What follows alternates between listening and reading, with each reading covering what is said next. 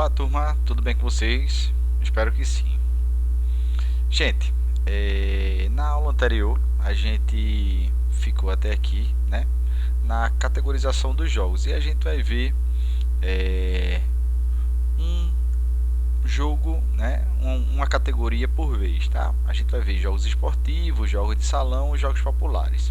Hoje, né, a gente vai ver algo relacionado aos jogos de salão e um pouquinho da origem, né, da história dos jogos de salão no mundo e aqui no Brasil também, tá bom? Vamos lá, dar início à nossa aula.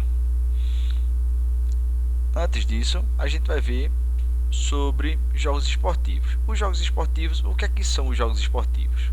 Os jogos esportivos são jogos derivados dos esportes. Já está dizendo, né? Jogos esportivos são joguinhos adaptativos para aquele determinado esporte. Por exemplo, aqui a gente tem um bonequinho utilizando as mãos, simulando um levantamento no jogo de voleibol. Existe um joguinho chamado de 7 cortes, ou seja, vão ser 7 toques aqui, 6 toques, o sexto vai ser o levantamento e o sétimo vai ser uma cortada. São os integrantes num círculo. Isso aí é voleibol? Não, isso é um jogo esportivo, é um jogo preparando, né, os fundamentos daquele determinado esporte, né, para se jogar aquele determinado esporte futuramente, tá? São criados a partir de fundamentos básicos de um ou dois esportes, né, e ou com materiais de um ou dois esportes. Aqui a gente está vendo a utilização do voleibol. Do esporte, qual é do futebol? Qual é o jogo adaptativo do futebol? A barrinha de praia. Na barrinha de praia, a gente utiliza que fundamentos do futebol? A gente utiliza o passe, o domínio, a recepção, a condução de bola, o chute, o cabeceio. Porém, na barrinha de praia se utiliza barras pequenas, né? Não é do tamanho da barra do futebol de campo, nem da do futsal. Na barrinha de praia se joga com 1 contra 1, 2 contra 2, 3 contra 3. No futebol de campo se joga obrigatoriamente 11 contra 11. No futsal, o esporte futsal, se joga o 5 contra 5. Então, são jogos adaptados para aquele determinado esporte, tá certo? Jogos de salão. O que são os jogos de salão? Jogos de salão são atividades lúdicas. Toda vez que a gente vê essa palavrinha aqui, lúdica, quer dizer brincadeira, tá? Diversão. Que tem como especificidade a sua realização em locais fechados. Por isso é chamado de salão, jogo de salão. É uma sala grande, salão, certo? Quais são os jogos que a gente utiliza numa sala fechada? A gente tem aqui o exemplo da sinuca, né? A sinuca a gente não vê em ambiente aberto, não é isso? Então, a sinuca, o ping-pong, o pebolim, também aqui em Recife chamado de totó. A gente também tem baralho, jogo de dominó, jogo de xadrez, jogo de dama. Todos esses jogos que eu acabei de mencionar são utilizados dentro de uma sala grande, então por isso que são chamados de jogos de salão, e muitos deles chamados também de jogos de tabuleiro, certo? Porque obviamente joga-se com o tabuleiro, como dama, xadrez, gamão, ludo, certo? Então todos esses utilizam o tabuleiro, por isso também chamado de jogos de tabuleiro, tá? No entanto, a atividade deve ser entendida em seu contexto mais amplo, como algo que surgiu para atender às necessidades de um grupo em um determinado momento. Então, professor, esses joguinhos surgiram agora? Não. Existem jogos de 7.000 anos atrás, ou seja, antes da idade de Cristo, já que a gente está no ano de 2020 cristão, né? Então existem jogos desde a época dos homens das cavernas, para se ter ideia, né? Relatos, né, que foram vivenciados através de pinturas rupestres, né? Pinturas nas cavernas. Então Através das pinturas nas cavernas, né, as pinturas rupestres, foi identificado alguns jogos de salão que utilizavam naquele determinado momento para se ter um entretenimento e para passar o tempo também, né? Não só vivia de caça e pesca, né? Se vivia também, assim como hoje, a gente não vive só para trabalhar e comer. A gente tem o nosso tempo de lazer, certo? Então, obviamente que hoje mais contadinho, né? Tem hora para almoçar, tomar café, jantar, lanche, hora de ir para a escola, hora de trabalhar e também nós temos o nosso momento de lazer, certo? Obviamente que naquela época era caça, pesca e também teriam um momento de descanso e lazer, né? A história dos jogos, né? Do jogo esportivo e de salão. A palavra jogo se origina do vocábulo latino ludus, que significa diversão, brincadeira, tá? Ludus, que também vem da palavra lúdico, né? Então por isso que eu já falei anteriormente no slide anterior que significava diversão, brincadeira. Toda vez que você ouvir a palavra lúdico, você lê a palavra lúdico, quer dizer diversão e brincadeira, tá? Jogos são construídos em determinado momento da história a partir de diferentes estímulos e necessidades e são incorporados a determinadas culturas, pois desde os mais remotos tempos, quando a espécie humana surgiu no planeta, nasceu junto a ela a necessidade vital para o seu crescimento intelectual, que seria jogar. Então, os jogos eles foram inventados, né, para se utilizar de diversas maneiras. Por exemplo, nós temos o Batalha Naval, então é um jogo de estratégia. Nas guerras também se utilizam estratégias, então o jogo é um preparativo para uma determinada situação, certo? Para Kishimoto, 1992, não se conhece a origem dos jogos. Seus criadores são anônimos. Sabe-se apenas que são provenientes de práticas abandonadas por adultos. Que forma seria isso, né? Se a gente parar para pensar na brincadeira amarelinha. A brincadeira amarelinha a gente descobriu primeiramente através de nossos pais, né? O pai passa para o filho. Obviamente que seu pai aprendeu com seu avô, o seu avô aprendeu com seu bisavô, então são levados de geração em geração, de pai para filho, né? E assim sucessivamente.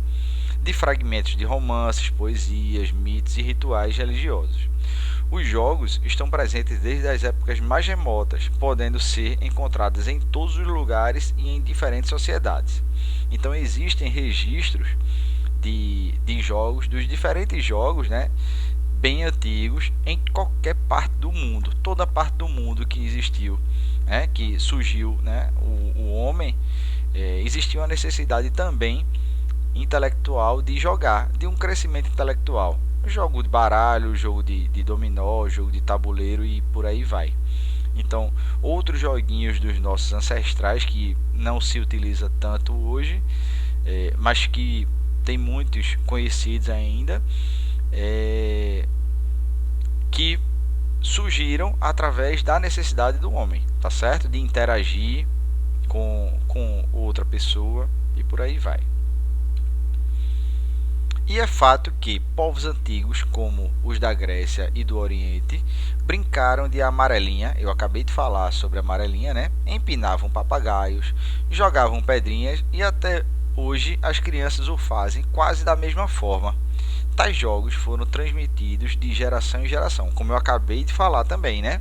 Geração em geração, de pai para filho, do filho para neto e por aí vai, através dos conhecimentos empíricos, ou seja, aqueles conhecimentos que a gente adquire ao longo da vida, né? A gente não aprende na escola, são conhecimentos que a gente adquire ao longo da vida e permanecem na memória infantil.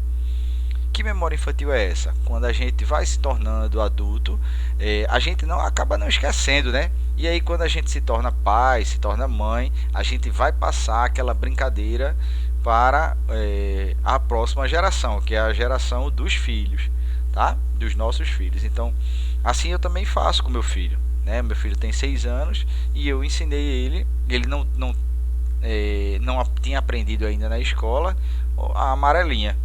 E aí, brincando com ele na praça, no parque, e aí eu fiz o desenho lá e ensinei como é que se joga. E ele gostou da brincadeira. Então, eu sei quando é que surgiu a amarelinha? Não, mas eu já brinquei um dia, né? E aí a gente passa de geração em geração. Eu tenho certeza que futuramente, quando ele tiver, né, na fase adulta e tiver seu filho, que será meu neto, né, e ele vai passar para o filho dele também algumas brincadeiras populares que a gente conhece hoje também, tá certo? Então, a arqueologia registra a presença dos jogos na humanidade desde 2600 a.C., fazendo este parte da atividade do homem, mesmo que de forma intuitiva. As marcas arqueológicas e as pinturas rupestres, foi o que eu acabei de falar, né, sobre as pinturas dentro das cavernas, deixam claro que, na antiguidade, já existiam alguns jogos que os gregos e romanos jogavam, como, por exemplo, o peão contemporâneo, ou seja, o peão da atualidade, né?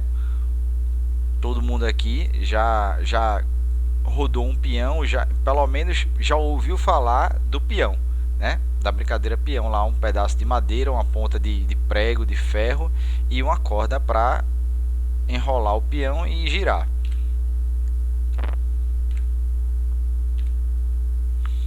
Os jogos existem desde a pré-história e seus registros indicam as mais variadas formas de jogar nas diversas partes do mundo, como forma de manifestação da cultura de povos da Ásia, na América pré-colombiana, na África, na Austrália e entre os indígenas das ilhas mais longe do Oceano Pacífico.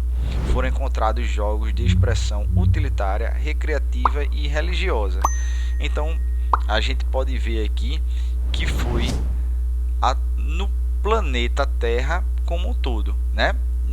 Todos os pontos aqui a gente vê na África, na Ásia, na Europa e na América, né? No Oceano Pacífico e por aí vai. Então, a gente tem registro de jogos pelo mundo todo. Há registros de jogos encontrados em paredes de cavernas, né, que são chamadas de pinturas rupestres, espalhadas pelo mundo. Este fato retrata a necessidade que já se apresentava de dar aos momentos de luta pela sobrevivência atividades como a caça e a pesca um caráter lúdico através de brincadeira. Eu também expliquei isso há uns slides atrás, né? Então, hoje a gente tem os horários bem definidos, né? De café da manhã, almoço, jantar, de lanches, de trabalho, de ir para a escola, e também a gente tem aquele momento de lazer. Na época também que foram registradas nas cavernas, não se tinha esse planejamento, né? Simplesmente caçava, pescava, comia e em alguns momentos de descanso tem esses registros nas cavernas de brincadeiras, né? de jogos que foram inventados e foram pintados nessas cavernas para registro. E aí os estudiosos, né, os arqueólogos, identificaram que eram jogos desde a época dos homens das cavernas. O jogo de tabuleiro surgiu aproximadamente em 2300 a.C. Eram usados tabuleiros de papiro e peças de pedra ou marfim como instrumentos divinatórios pelos faraós. O jogo de dama surgiu em 2500 anos antes de Cristo como maneira de prever tempos de guerra. Veja só, olha o tempo que tem a dama que a gente utiliza hoje até no aplicativo de celular, né? Que a gente joga pela internet online contra outras pessoas. A gente está no ano 2020 depois de Cristo, então há registros, né, que o jogo de damas foi inventado em 2500 a.C. Os jogos são elementos universais em todas as culturas humanas. O jogo real de Ur Sennett e Mancala são alguns dos mais antigos exemplares. E no Brasil? No Brasil a gente tem algum jogo antigo? Sim, com certeza. É esse aqui, ó, que vocês estão acabando de ver. No Brasil, os índios conhecem um jogo chamado o Jogo da Onça, que tem sua origem provável entre os incas. Esse jogo foi encontrado entre os Bororós no Mato Grosso, onde é conhecido como adugo. Então esse jogo de tabuleiro, né, tem um registro aqui no Brasil que vivenciado pelos índios, né, até antes mesmo da colonização, antes mesmo que os portugueses chegassem ao Brasil, já existia esse jogo aqui, que é o Jogo da Onça, ou também chamado de adugo, certo? Então a gente tem aqui, ó, como é que se joga, professor, esse jogo? A gente tem aqui, ó, 14 peças representadas por como se fosse cachorro, né? O nome são os cachorros, certo? E essa única peça é a onça, tá? Então, o que é que deve se fazer? Ah, professor, mas 14 contra 1 é muito difícil. Teoricamente seria isso. Porém, a onça é a única que pode pegar a peça adversária, que é o cachorro. E os cachorros não podem pegar a peça da onça. O que é que ele tem que fazer? Tem que cercar a onça. Então, para conseguir cercar a onça, vence a partida os cachorros. Se a onça conseguir pegar 6 cachorros, quem vence é a onça, certo? Então, somente a partir do século XIX, os jogos se tornaram produtos de massa devido ao surgimento da classe média, que tinha mais tempo para o lazer. A partir da década de 80, os jogos de salão perderam bastante popularidade devido aos jogos eletrônicos, mas nos últimos anos voltaram a conquistar muitos adeptos. Então, até hoje a gente tem, né, na atualidade, nem na década de 80, com o surgimento dos videogames, né, obviamente, mas o videogame, minigame e por aí vai. Mas hoje a gente tem muito uso do celular, né, aparelho celular, tablet, computador e também os videogames mais atuais. Porém, a gente, como eu já falei aqui, a gente também tem a questão dos jogos virtuais de tabuleiro. Por exemplo, se eu quiser jogar dominó contra outra pessoa online, é só eu baixar o aplicativo ou entrar no site que tenha jogos de tabuleiro e eu consigo jogar com outra pessoa online, ao vivo, né? Então aqui a gente tem basicamente a evolução, né? Na pré-história a gente tinha os jogos presentes como forma de lazer e de representar atividades cotidianas, além de servir como instrumentos para passar herança cultural e conhecimento entre as gerações, né? Aquela questão de pai para filho. Na Idade Média, os jogos foram proibidos pela Igreja de serem praticados na escola. Lembrando que na Idade Média, basicamente a Igreja ela que mandava se poderia ou não ser praticado jogos e também atividades físicas, tá? Então a educação física, a atividade física nas escolas também na Idade Média ela foi proibida. Renascimento. Então, na época do Renascimento, com a pedagogia moderna, que estava baseada na participação lúdica, diversão, brincadeira e afetiva do aluno, mostra a importância do jogo no processo de ensino-aprendizagem. Então, a partir do Renascimento, nas escolas, né, foi identificado que os jogos ele era benéfico para a questão do ensino e aprendizagem do aluno, tá? E atualmente o que é que acontece? O jogo apresenta várias funções: instrumento educativo, meio de lazer, meio de expressar sentimentos e emoções, etc. Então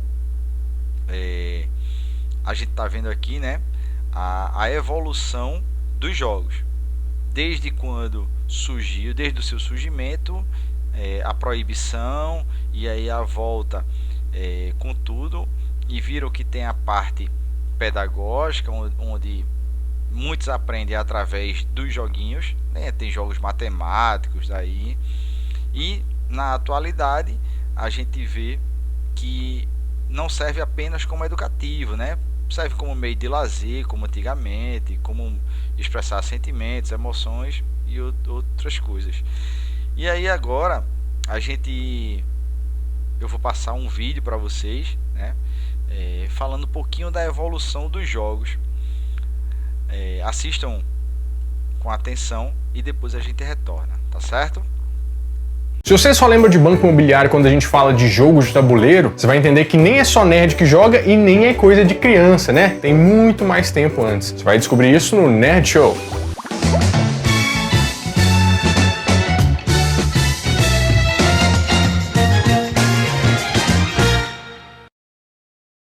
Fala, meus queridos amigos, como estão vocês? Estão bom, né? Hoje eu tô animado, assim, porque eu gosto pouco, né, de jogos de tabuleiro, então eu resolvi contar pra vocês a origem, onde começou, os dados existem desde quando, quais são os jogos mais famosos, quais são os meus favoritos e de onde veio essa grande estratagema. E você vai ver que o caminho é longo, a gente tem que passar por vários períodos históricos para explicar os jogos de tabuleiro. Tem a ver com religião, tem a ver com salvação, é um negócio muito cabuloso, né? Então hoje é disso que a gente vai falar. Mas se você não quer perder essa história nem outras histórias que a gente traz aqui, né? Todo domingo, 11 horas da manhã e quarta-feira às 7 horas da noite, clica no botão gigante de se inscrever aqui, meu filho. Você sabe que eu trago um conteúdo sempre quentinho e crocante pra você, tá? Então clique no botão gigante aqui embaixo e badala esse sininho, que sempre que eu lançar um vídeo, você recebe a notificação e você fica muito feliz, e eu também, tá? Porque esse ano a gente tem que chegar em 2 milhões de inscritos. Já teve quarentena, coronavírus, então a gente tem que ter notícia boa, tá? Então essa vai ser a minha notícia boa pro ano, que eu vou cortar o cabelo lá no Jasta se a gente chegar. Combinado? Então vamos começar lembrando um pouco dos jogos que a gente mais gostava dos anos 90, porque depois nós vamos lá no fundo, né? Então,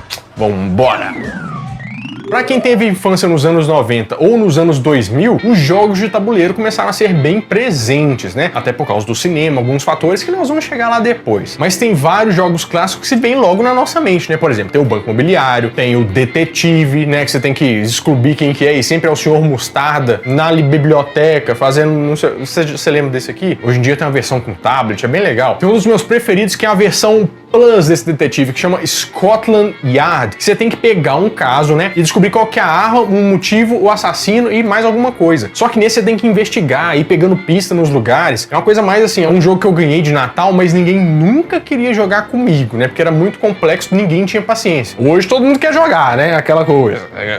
Quando não era legal, eu jogava. Tem também perfil, que quando tava chovendo na educação física, normalmente as professoras traziam um perfil pra gente tentar acertar as dicas que ela dava lá, né, com o jogo de trivialidades da vida, né, conhecimentos gerais. Tem o cara a cara, tem o combate, que é muito legal, tem o Ludo, tem o jogo da vida, e eu não consigo falar PlayStation depois de jogo da vida. Obrigado, Yuji, por isso.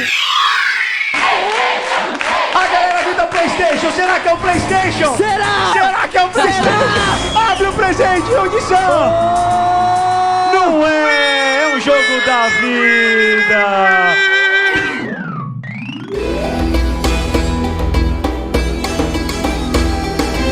Você vai ficar um pouco surpreso, mas a nossa jornada começa em 5000 a.C.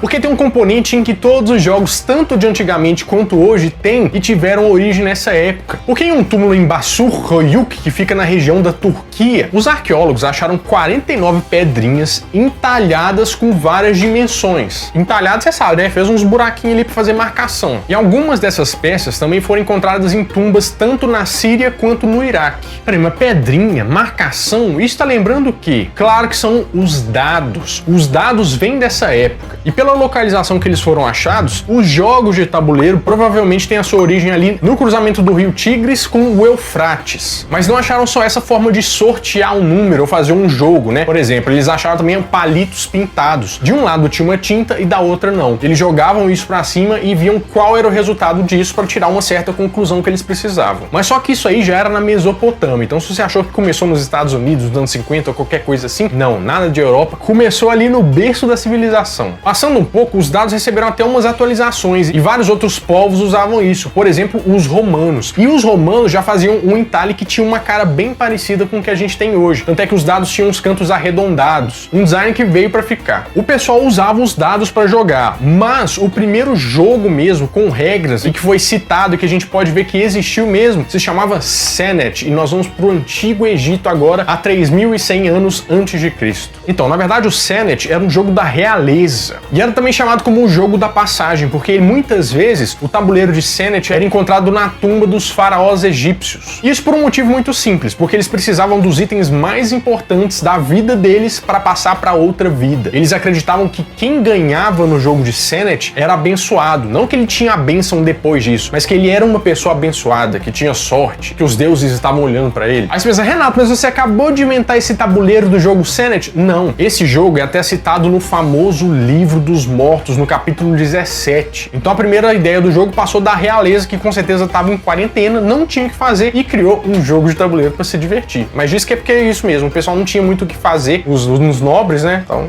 eles tinham que inventar coisas. Mas não teve só esse jogo no Egito Antigo, porque no ano 3000 a.C., os jogos começaram a se popularizar, vamos dizer assim. Eles passaram da camada da alta sociedade para os pobres, o pessoal que trabalhava e até os sacerdotes, com um jogo que se chamava Mehen. E é engraçado porque esse Mehen se tornou até ele se confundiu com a religião egípcia. Por quê? Mehen, teoricamente, era a serpente que circundava o sol. Ou seja, segundo os egípcios, tinha uma serpente fritando assim em volta do sol, entendeu? O Mehen era composto de um tabuleiro, algumas peças, e tinha uma peça que é um leão. Ninguém sabe ao certo como é que eram as regras do Mehen, porque ninguém achou citação sobre isso. Mas muita gente utiliza as regras de um jogo que chama Hyena, né, que vem de hiena, porque tecnicamente eles eram muito parecidos. Como é que funcionava? Era uma corrida pela serpente até o centro do tabuleiro, né, quando você chegava na cabeça da serpente. Então você tinha que voltar, e se você voltasse primeiro, você pegava o leão. E esse leão podia consumir as outras peças, entendeu? Como se fosse um castigo divino. E olha só, os egípcios aí fazendo escola, né? Eu queria jogar esse negócio. Mas como eu te falei, na antiga Mesopotâmia, né, onde hoje é o Iraque, lá começaram com os dados e também começaram com jogos, porque tinha o Royal Game of Ur. Tem esse nome de Ur porque ele foi descoberto nas antigas tumbas da cidade de Ur. E esse tabuleiro, que é um jogo de corrida, em que é como se fosse um ludo da vida, né? Foi também encontrado na tumba do faraó Tutankhamon. E o Royal Game of Ur é um dos jogos mais longevos da história. O que quer dizer que as pessoas jogaram por mais tempo desde aquela época até hoje. Você acha pessoas jogando isso? Estranho, né? Porque um dos especialistas achou as regras deles entalhadas numa pedra. Nossa,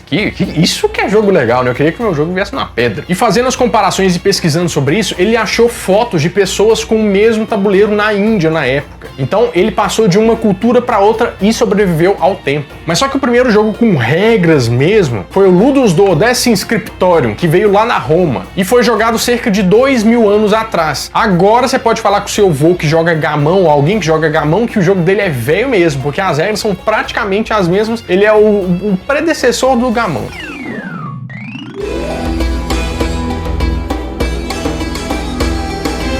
Mas o jogo que a gente pode falar que inaugurou a era moderna dos jogos de tabuleiro foi o Landlord's Game de 1903, que foi patenteado pela Lizzie Mag em 1904. Você, Landlord's Game? Mas era moderna? Meu filho, esse é o primeiro nome do banco imobiliário. Landlord Games seria a tradução como o jogo do proprietário. A Lizzie Mag fez esse jogo com a ideia de explicar um conceito de mercado que chamava georgismo. Por que ela fez isso? Porque o conceito era muito difícil de explicar. Mas basicamente o que ele pregava? Ele pregava que a sociedade teoricamente não precisava pagar impostos. Eles queriam que todos os impostos fossem transferidos para quem tinha uma terra, porque a pessoa que comprou um imóvel normalmente ela tem dinheiro, então ela vai pagar mais imposto e não precisa pegar o imposto de quem não tem terra, entendeu? Basicamente é isso, mas é muita controvérsia e realmente precisava de um jogo desse porque senão ninguém ia entender. No começo ele fez muito sucesso, mas aconteceu que esse jogo começou a cair no esquecimento e ele se tornou até um jogo velho que o pessoal não jogava mais, até que ele foi redescoberto pelo pessoal ali nos anos 30 até 1935, que começou a jogar isso na faculdade. Eles faziam um tabuleiro com a toalha de mesa, de pano, né? Era um negócio bem informal. Até que em 1935, dois irmãos, que eram os Parker Brothers, falaram assim, ó, esse jogo é bom, esse jogo dá pra gente fazer um bem bolado e vender pra todo mundo. A gente vai mudar o nome dele, vai chamar Monopoly. O que você acha?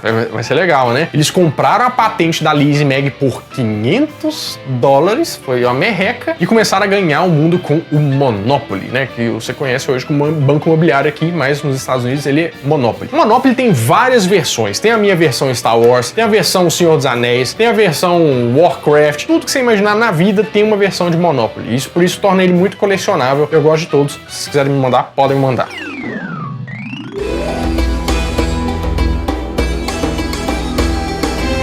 Mas a grande virada no mundo dos jogos de tabuleiro, dos board games, né, veio com a invasão europeia, em 1995, com um jogo muito bom que se chama Catan, Settlers of Catan.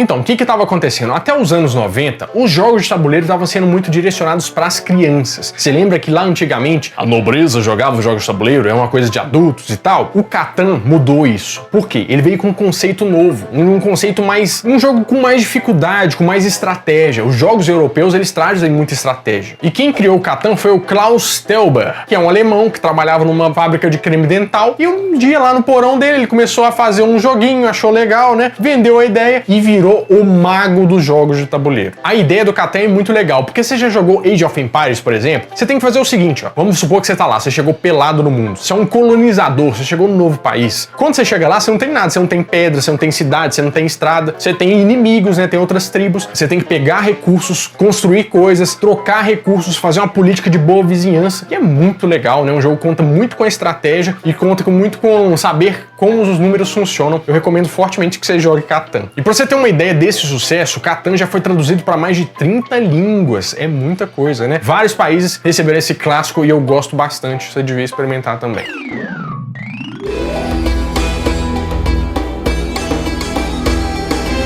Mas a gente deu um pulo para os anos 90, mas para a gente explicar uma evolução que teve os jogos de tabuleiro, a gente tem que voltar um pouco lá atrás. Porque eu tenho que te apresentar um cara que criou um enredo que é usado para vários jogos de tabuleiro hoje, que é o Howard Phillips Lovecraft, que nasceu em 20 de agosto de 1890. Ele é mais conhecido, né, intimamente como H.P. Lovecraft, e ele é o pai do Cthulhu, que você já deve ter visto em algum lugar. Se você fala assim, Cthulhu, eu nem sei o que é isso.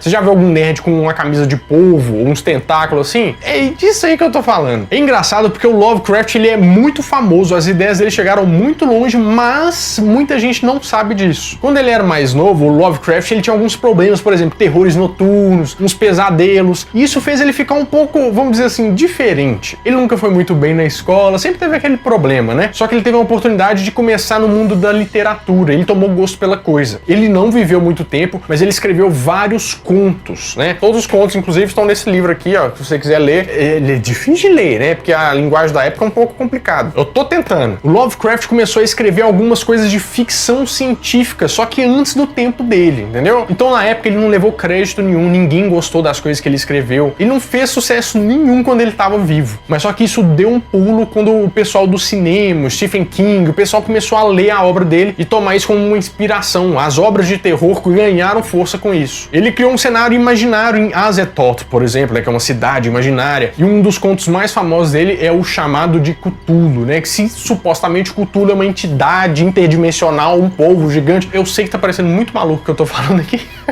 mas os jogos são sensacionais, o cenário, a história fecha bonitinho, e ele influenciou muito os jogos que a gente tem hoje em dia. Mas depois eu te mostro alguns exemplos disso que eu acho que você vai gostar.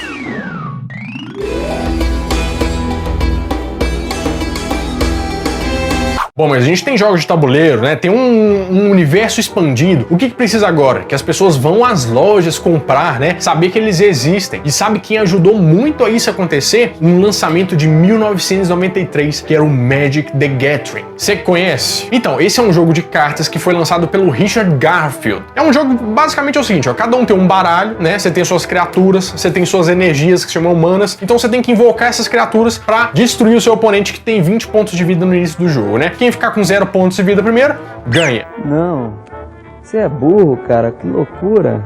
Mas assim, mas Renato, isso não é um jogo de tabuleiro, Magic não é. Não é um jogo de tabuleiro, mas quando ele fez sucesso e as pessoas iam pra loja, as pessoas colocavam os jogos de tabuleiro na mesma pegada ali para vender, na prateleira. E as pessoas começaram a se interessar. E isso começou a dar um grande impulso no mercado. Inclusive, eu vou fazer um jabazinho do meu irmão aqui, porque o meu irmão começou uma página no Instagram sobre Magic, né? Então, se você é viciado em Magic e gosta que nem eu, segue lá que é o Laboratório Magic, entendeu? Ele faz vários experimentos, ele te ensina a jogar, umas estratégias que você nunca pensou, como montar o seu baralho. Então vai lá, @Laboratório Magic, coloca aí, ó, segue por favor, tá? Que é meu irmão, o Matheus, que ele fede, mas ele é legal. Pode seguir lá, que eu a garanto. Mas não foi só o Magic que impactou nesse mundo, né? O cinema também ajudou bastante nisso. Porque em 1995 é lançado o filme Jumanji. Você lembra? Aquela VHS translúcida fazia assim, ó, ela mudava. Nossa senhora, era legal demais.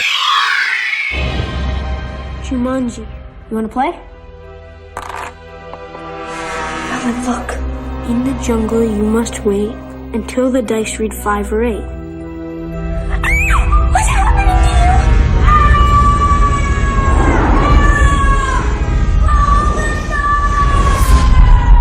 Você pode não saber, mas esse filme é baseado em um livro sobre um board game que foi lançado em 1982, que tinha o nome de Jumanji. E Jumanji, né, vem da língua Zulu e quer dizer muitos efeitos, que nem a gente tem no jogo. Pra você que nunca viu, Jumanji é uma história sobre um jogo de tabuleiro, né, que na verdade acontece no mundo real. Ele tanto suga as pessoas, traz macacos, traz um caçador, traz várias coisas. As pessoas têm que acabar com esse jogo sem perder a vida, né, e falar Jumanji pra tudo voltar ao normal do jeito que era. Inclusive aquele tabuleiro era tão bonito que foram feitas algumas coisas colecionáveis com ele, alguns tabuleiros. Em 2014, pra você ter uma ideia, o último foi leiloado por R$200 mil. Então assim, é valorizado o Jumanji ou não é, né? É bastante coisa.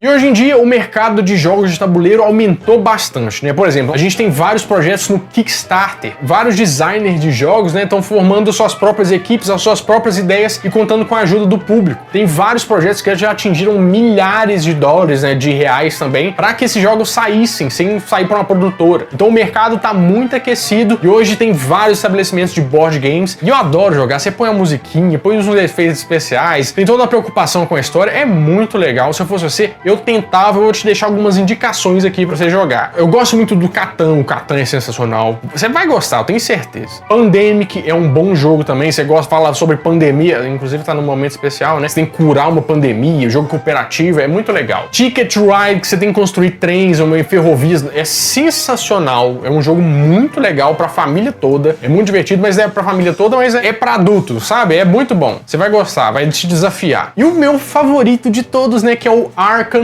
Horror, que é do HP Lovecraft, né, baseado nessa ideia aí. E esse jogo, assim, ele dura o quê? Umas 4 horas? Dura umas 4 horas. Mas ele é tão ambientado, é tão legal, você pode fazer tanta coisa. Bem, gente, voltando pra cá, a gente teve aí, né, uma bela explicação de alguns jogos de tabuleiro, né, bem divertidos, né, porque quando a gente fala em jogos de tabuleiro, o que é que vem à mente da gente, né? Dominó, dama, baralho, xadrez, ludo, gamão. E aí a gente teve uma sequência aí de jogos de tabuleiro que não são esses tão tradicionais assim, né?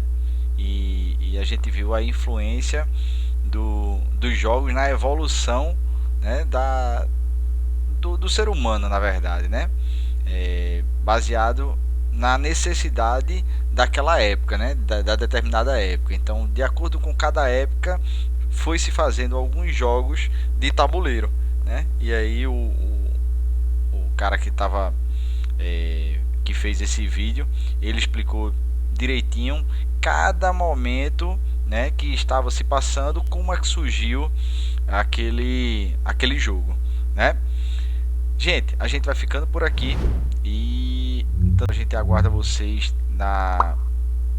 no grupo de WhatsApp, que a gente vai passar a atividade, tá bom? Um forte abraço a todos.